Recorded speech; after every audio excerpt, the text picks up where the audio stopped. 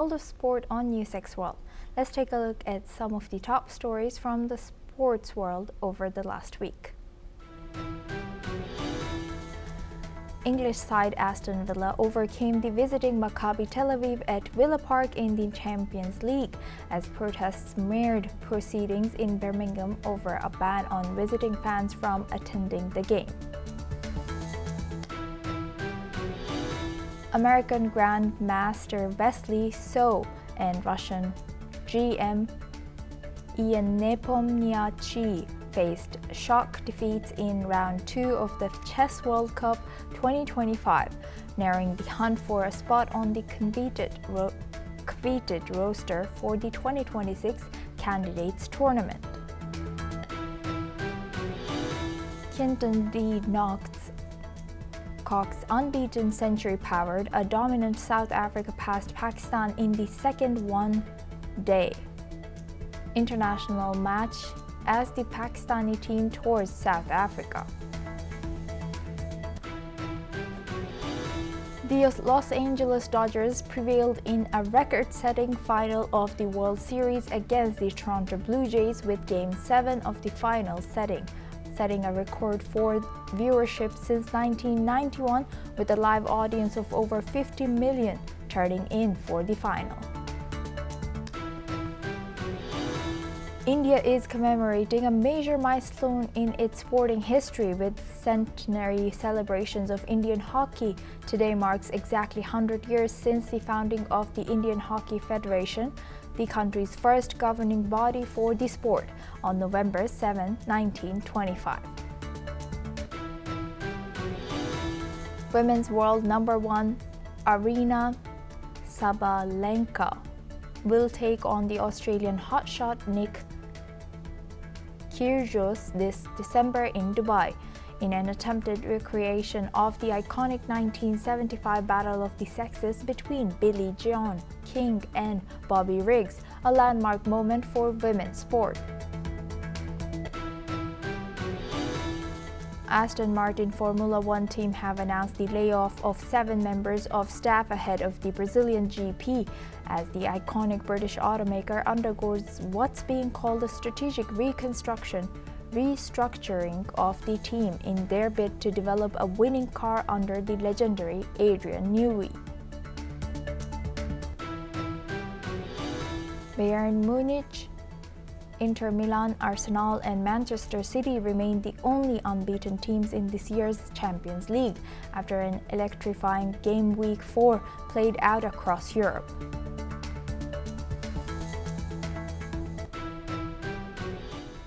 Now for our top story of this week in sports, India's agonizing wait for maiden women's World Cup title finally came to an end as Harmanpreet Kaur and her teammates clinched the trophy by beating South Africa in a dramatic final at the DY Patil Stadium.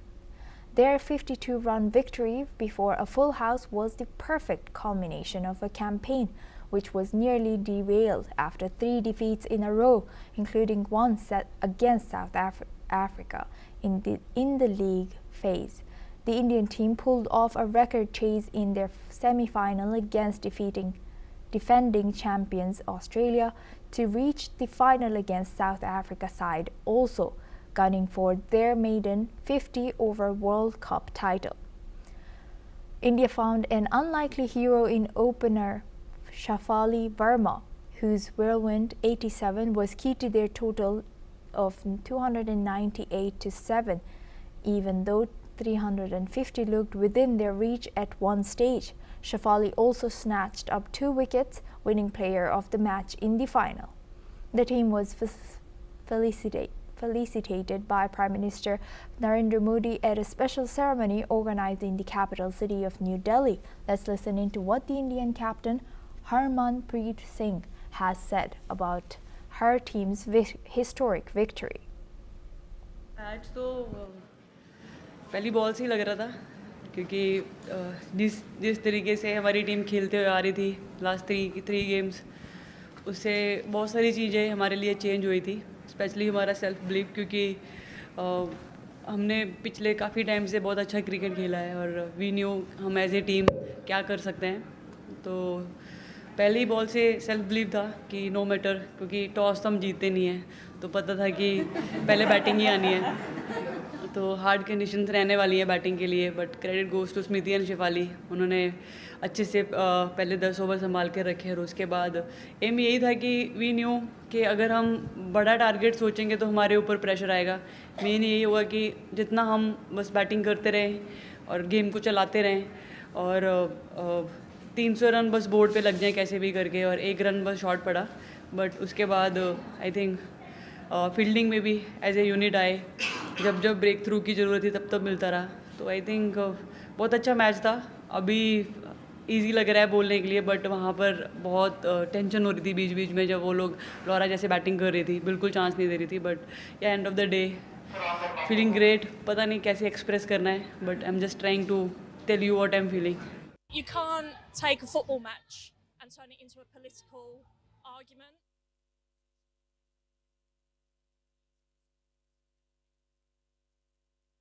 Now for this discussion, we welcome Syed Kirmani.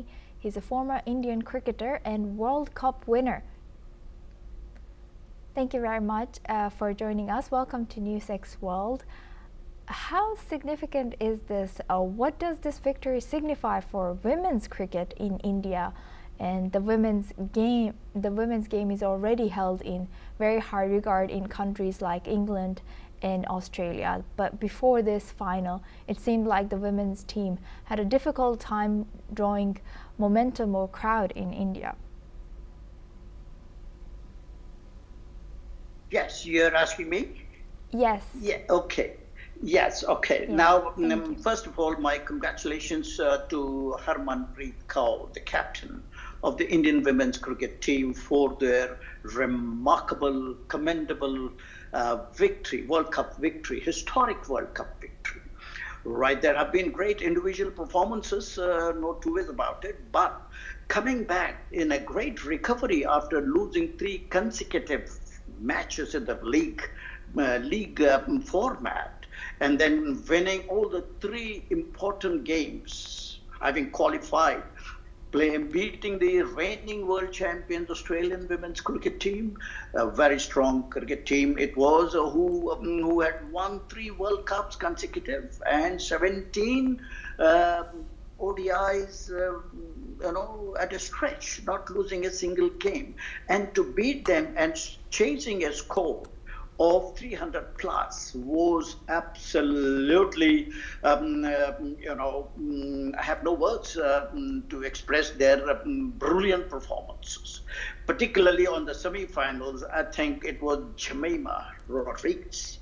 She got a wonderful 100 there, composed innings, a very responsible innings she played, and she has been a connoisseur of all our eyes. Of course, not to forget the rest of the top players of the Indian women's cricket team. There have been great performances all along. The entire team was so close to one another, encouraging one another, and this is what is required by any team. There have been a great inspiration. There have been, of course, Simriti Mandana, Shafali Verma, wow, and Deepti Sharma. The combination of these two, Verma and Sharmas, wow. Shafali Verma 87 and 3 wickets in the finals, and Deepti Sharma 5 wickets. Wow. In the World Cup, nobody has taken. There's been some very personal records which have been created in this World Cup match, which Indian women's cricket team have won. And of course, having said that, can't forget the rest of the team members who contributed their mind. I think the wicketkeeper Rika or Richa, how do you pronounce that? I don't know, but she did a great job behind the stumps. She was very confident. She was a great support, inspiring, motivating, and of course the rest of the players, particularly Jemima.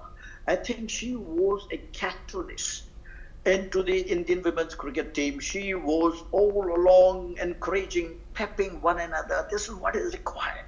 You have this pepping, encouraging one another is a great team effort. So in that count, I think 297 for 8, and at the same time, South African cannot forget the brilliant knock of captain Laura Woolworth. Right, she got a brilliant century in that situation, chasing, and the rest of the team members of South African women's cricket team, they could not cope up and give the support required to captain. Scoring a brilliant 100 against any team and the team losing is a great disappointment. So there has been a great follow-up on the women's cricket, all the girls around in our country and in the Asian countries, I think, winning this World Cup, Indian women cricket team winning the historic World Cup have been a great motivation and inspiration to all the girls around. And we guys, we have been encouraging and seeing these women cricket, and they have they are living up to that women empowerment, which is involved.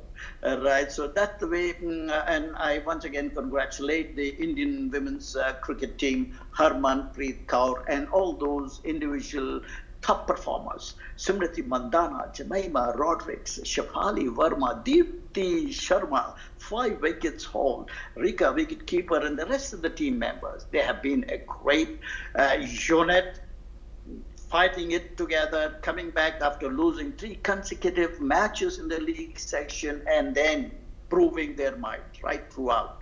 It was a brilliant performance all around. And the fielding, my God, there have been some great unimaginable efforts on the field in the form of taking brilliant catches. Amazing, talented Indian women cricketers we have. And I think they are as good as the men cricketers. They are as competent as the men in the blue, who are doing pretty well. They have come back. They have leveled the series in Australia, having lost the first 2 matches out there as well. Nevertheless, we are talking only about the current heroines of Indian cricket, the Indian women's cricket team.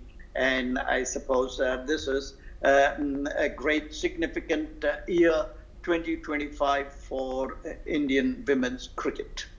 Yes, indeed. And finally, if there is one message you want to convey to India's young superstars from one World Cup winner to another, what would that be? Sorry, didn't get you there. Yes, let me repeat my question there. Finally, if there is one message you would want to convey to India's young superstars from one World Cup winner to another, what would that be? Yes, I think this has been the message is to keep fighting and keep working hard to honor the country. It is very important to keep the national flag flying high, and there's a lot of sacrifice to make it to the highest level representing the country. It's a huge honor representing the country, and I think the Indian women's cricket team and the world champions are a great inspiration to the young girls in particular. Yes, indeed. With that, I would like to thank Syed Kirmani for joining us as a former Indian cricketer and World Cup winner. Thank you very much for joining us in NewsX World. Now we stay in India. India marks a century of hockey excellence as the nation celebrates 100 years of the sports today. From Olympic glory to legendary players, hockey has shaped India's sporting identity. Special events and commemorative matches are planned across the country to honor the legends and inspire future generations. This milestone not only reflects past achievements but also signals a renewed focus on strengthening hockey's presence in India's sports landscape. Union Minister for Youth Affairs and Sports, Dr. Mansukh Mandaviya, has announced the start of centenary celebrations with events planned across the country. Now we move on. British side Aston Villa defeated Israeli visitors Maccabi Tel Aviv 2-0 in a night marked by controversy and violence off the pitch. The game itself was played out in Birmingham's Villa Park Stadium and saw the British side dismantle their Israeli visitors 2-0, thanks to goals by the Dutch duo of Ian Maatsen and Daniel Malen. Outside the stadium, visiting Israeli fans clashed with pro-Palestine protesters after the controversial decision of banning the visiting Maccabi Tel Aviv fans from Villa Park withstood challenges from the footballing authorities as well as the British government. British police had mounted a large operation with 700 officers to prevent trouble in the city of Birmingham, with Israeli sports teams a focus for pro-Palestinian protests during the Gaza conflict and Villa initially staying away. Fans would be barred on police advice. Maccabi reluctantly opted not to accept tickets for visiting supporters. Listen in on what fans have said about the decision. Never choose to appease a mob. You should stand up, and that's exactly what we are here to do today with a lot of good working people that wanted to make a stand today and say this is not acceptable. No-go zones, not just for Jews, is something that we shouldn't accept in this country, and it doesn't matter who is the minority that's been affected. Now for this discussion, we welcome Pradyumna Tembikar. She's an Indian ambassador to the FIFA World Cup. Thank you very much for joining us. Welcome to NewsX World. Now, with the scenes that unfolded at the Villa Park Stadium during and after this match, do you think the call to ban visiting Israeli fans was the right one, or could all of this have been avoided from the get-go? I think sport and aspects which are beyond sport need to be kept outside the football pitch or any other sporting field for that matter, because when things which are out of the control of let's say football pitch or any other sporting arena, when things like these are involved, yes, there are sentiments which are heard, there are sentiments that might create clashes, but when the game starts or before you are trying to start a game or after the game is done, you can have your discussions, your opinions that might clash. But when it comes to football, when it comes to tournaments, when it comes to sport in general, from the first whistle to the final whistle, let there just be the game and we can deal with things later. Yes, with that I would like to thank Pradyumna Tembikar for sharing that insight. Please stay with us as we come back to you for our next discussion as well. Now we stay in this topic. The UEFA Champions League, meanwhile, saw its own share of twists and turns over match this week, with only 4 teams emerging unbeaten in this year's campaign. German giants Bayern Munich took on France's Paris Saint-Germain in a repeat of the 2020 final, but unlike the final, the Germans walked away 2-1 winners this time around. Colombian superstar Luis Diaz scored twice before getting himself sent off towards the end of the game, while Portuguese winger João Neves netted for Le Parisien. Liverpool hosted Spanish behemoths Real Madrid at the Anfield Stadium, walking out 1-0 winners on the much-discussed return of English defender Trent Alexander-Arnold, a product of the Liverpool Academy setup, who controversially joined the Madrid outfit earlier this year.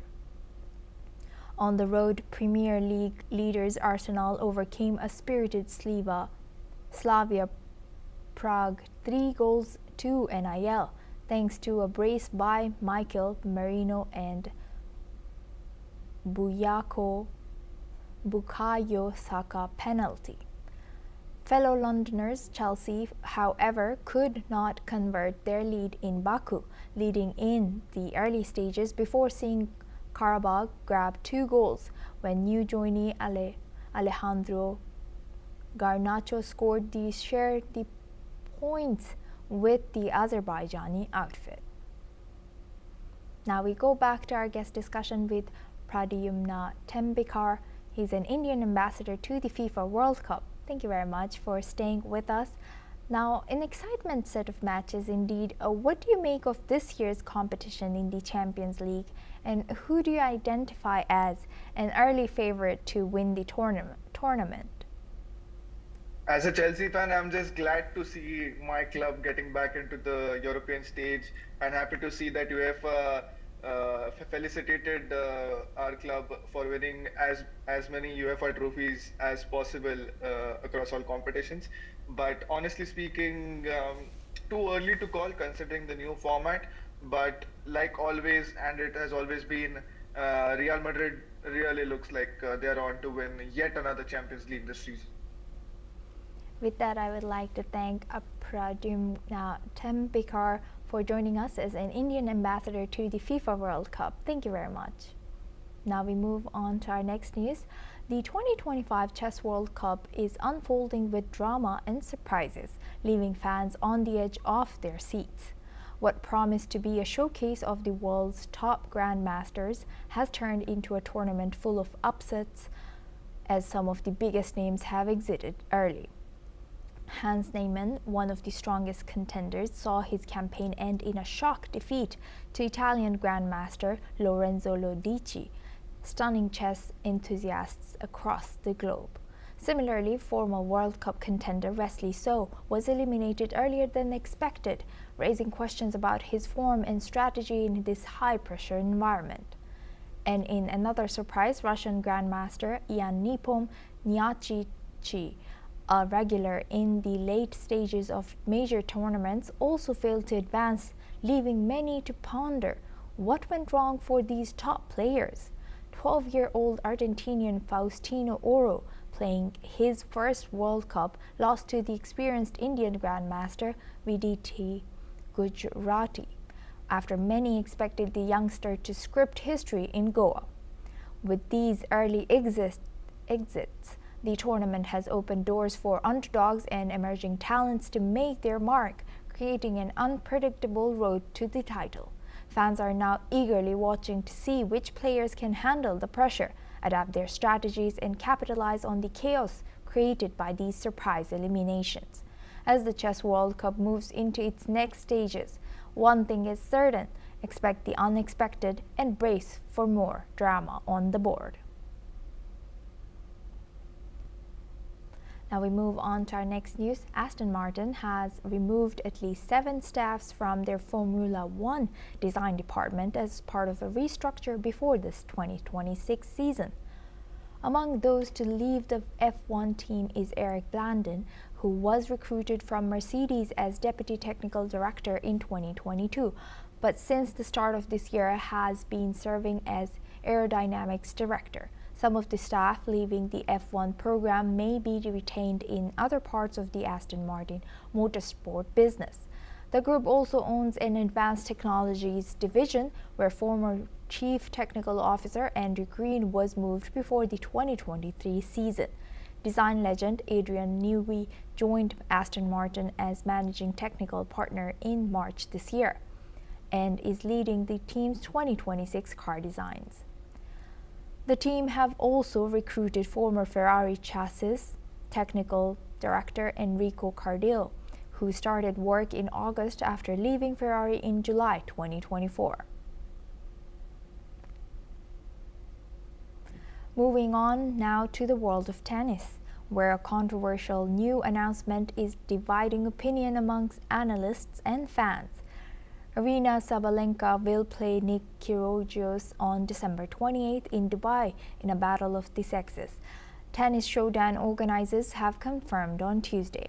The rare man versus women match between world number 1 Sabalenka and 30-year-old semi-retired Australian Kyrgios echoes the legendary 1973 encounter when Billie Jean King defeated Bobby Riggs in a key moment as the push for women's rights gained ground. Kyrgios threw down the gauntlet to Sabalenka during the US Open in September, saying in an interview he would easily dispatch the 27-year-old. Tennis fans have been divided into 2 camps since rumblings of this exhibition began at the US Open in September. Some think it is a bit of harmless entertainment, which will successfully attract the eyeballs of a newer, younger audience in the age of social media content. Others believe it is a misguided venture and sets up an opportunity for women's tennis to be belittled if Sabalenka loses.